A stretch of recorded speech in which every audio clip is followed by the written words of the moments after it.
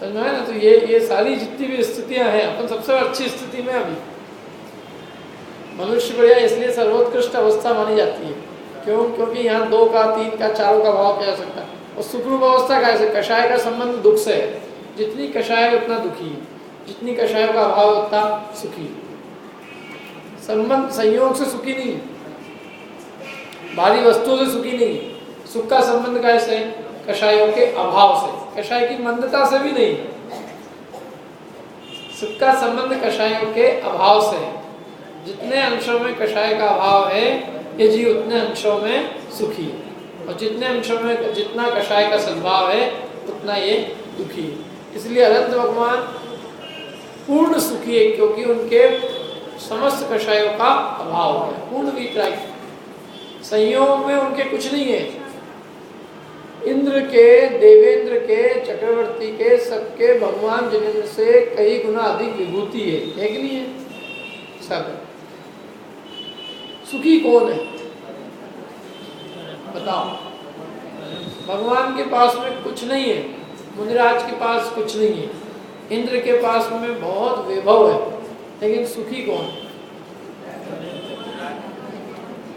अनंत सुखी है, मुनिराज सुखी है। क्यों? क्योंकि उनके उस जाति की कषाय नहीं।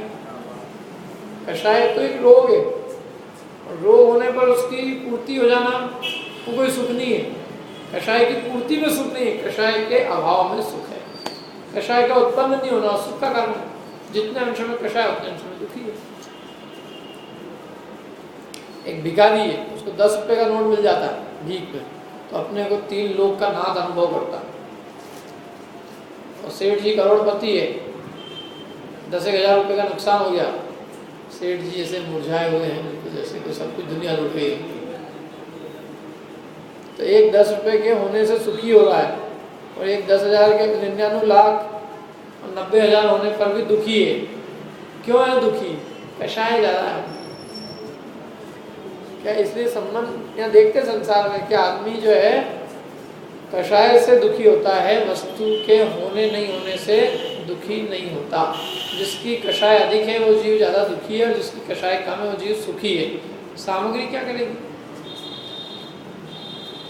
सामग्री खूब हो, लेकिन कषाय उससे 10 गुना हो। वस्तु थोड़ी, वस्तु की आकांक्षा बहुत, तो दुखी है। और वस्तु तो जितनी है उससे आकांक्षा कम है, तो जीव सुखी है।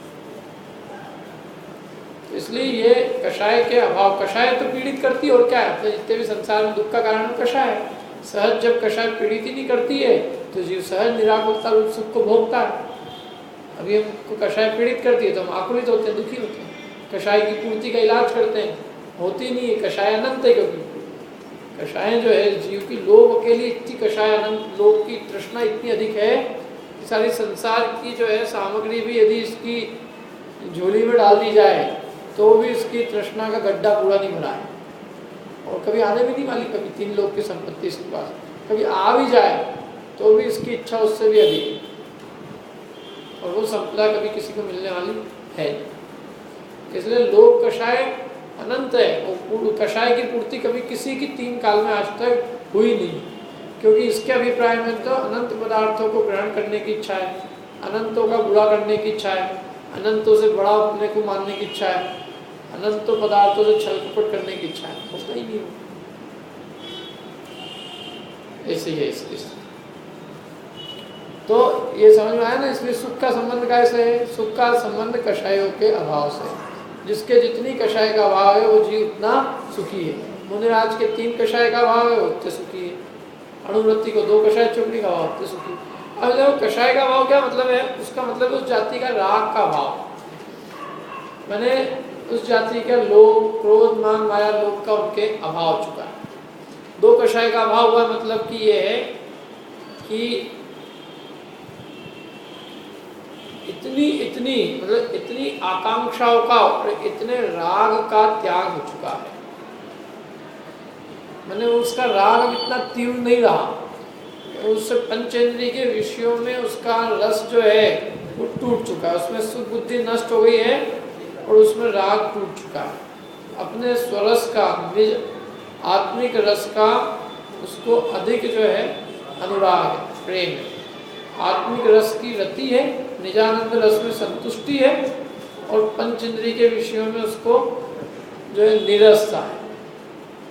ऐसी जिसकी दशा है तो है, मतलब अंतरंग कषाय का अभाव होना चाहिए। तो इसलिए अंतरंग कषाय का अभाव होता है तो उसको विषयों में विरक्ति आए बिना रहती नहीं, विषयों में विरक्ति हो जाती है, विषय भोगने का भाव नहीं रहता, विषयों से लाभ टूट जाता है। तीन कषाय चौकड़ी का अभाव होता है तो संपूर्णपने विषयों का त्याग हो जाता है, विषयों में भोग राग बुद्धि सुख बुद्धि समाप्त हो जाती है। सुख बुद्धि तो क्या पहले ही चली गई थी, लेकिन विषयों का राग भी नष्ट हो। जब राग ही नहीं है तो विषयों की इच्छा ही नहीं, विषयों की जरूरत ही नहीं।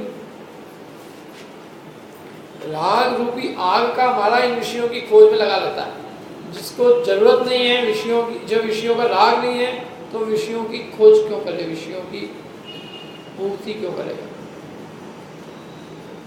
फैक्ट्री की जरूरत किसको है?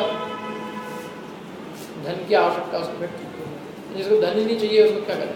धन से क्या चीजें पूरी होती है? अपनी कुछ कषायों की पूर्ति होती है, अथवा पांच इंद्रिय के विषय भोगों की पूर्ति होती है। इन दो के अलावा तीसरा कोई काम तो करता नहीं धन। पांच इंद्रिय के कुछ विषय भोग मिल जाएंगे, अथवा अपनी जो मन मर्जी की जो इच्छा है, कोई एकाध क्रोध मान माया लोभ रूप, वो पूर्ति हो जाएगी। तो वो कहते हैं कि ये तो अपनी जो कषाय रूपी जो रोग है उस रोग का शमन करने के लिए हुआ ना वो धन। और यदि वो कषाय रूपी रोग है ही नहीं, इच्छा ही नहीं, तत्संबंधी विषय और कषाय की बीमारी नहीं है, तो उसको इस परिग्रह की धन आदि की कोई आवश्यकता ही नहीं है।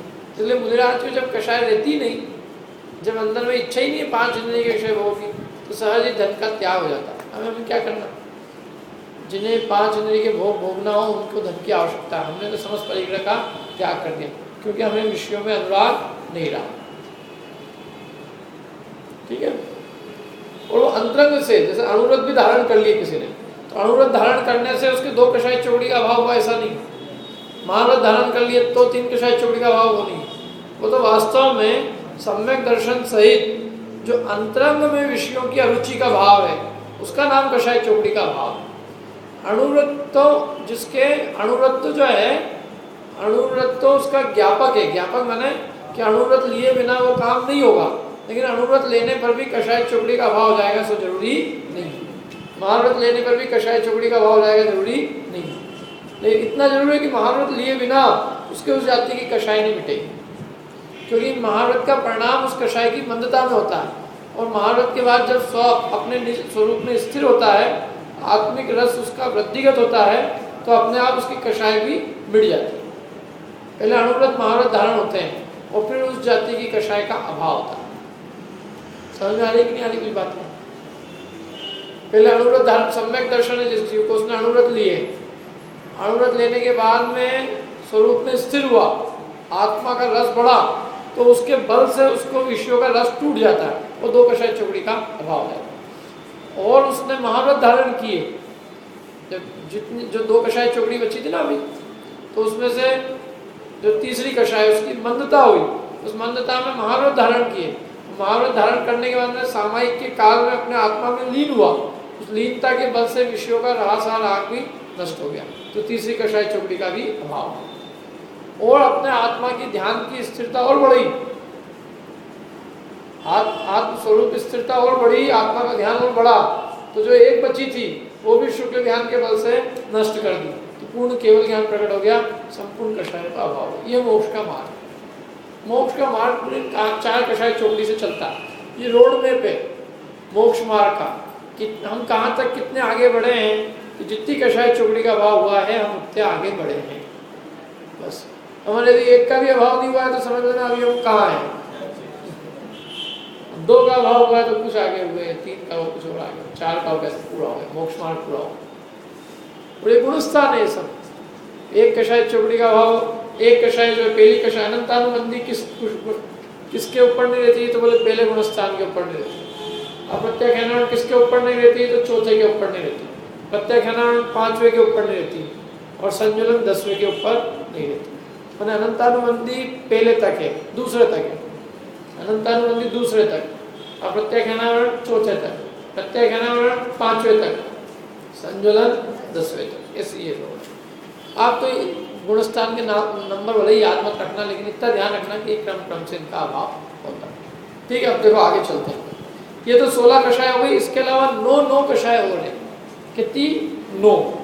अब इसमें बहुत एक लोगों को मतलब संशय उत्पन्न हो जाता है, क्योंकि उन 9 कषाय की संख्या भी 9 है, उनका नाम भी क्या है? 9 कषाय।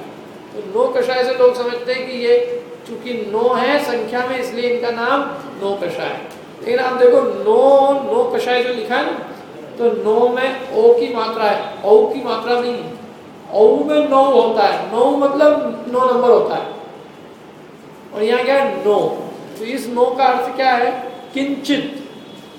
जो न में ओ है, औ नहीं है, उसका अर्थ है किंचित।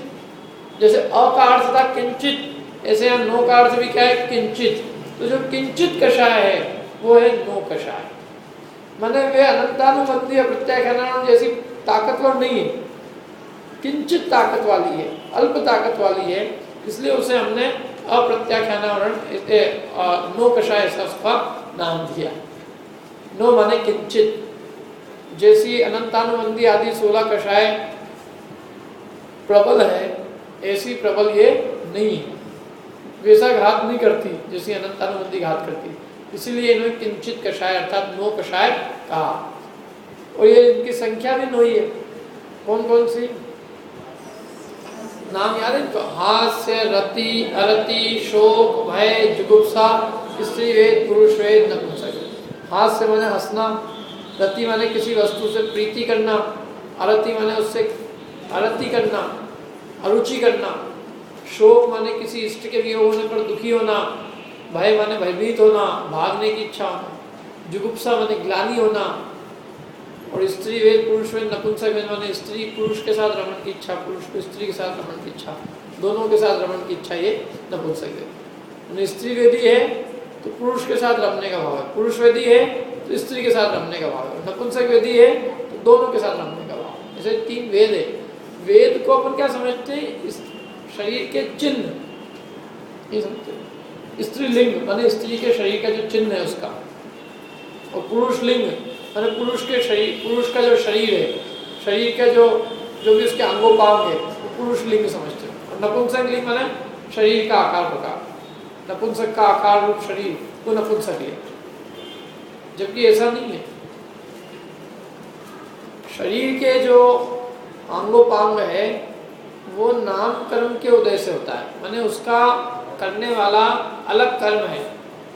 और ये जो अपन पढ़ रहे हैं ये कषाय पढ़ रहे हैं, कषाय मौनी कर्म का भेद है। मौनी कर्म का फल जीव के भावों में आता है, तो ये वेद को आप जीव के भावों में लगाना, शरीर की रचना से इसका कोई लेना देना नहीं। क्या? शरीर की रचना करने वाला कर्म अलग है, और अपने जीव के उस जाति रूप भाव होने में जो कर्म है वो अलग है। तो यहाँ जीव के भावों की चर्चा है, न कि जीव के शरीर की रचना की।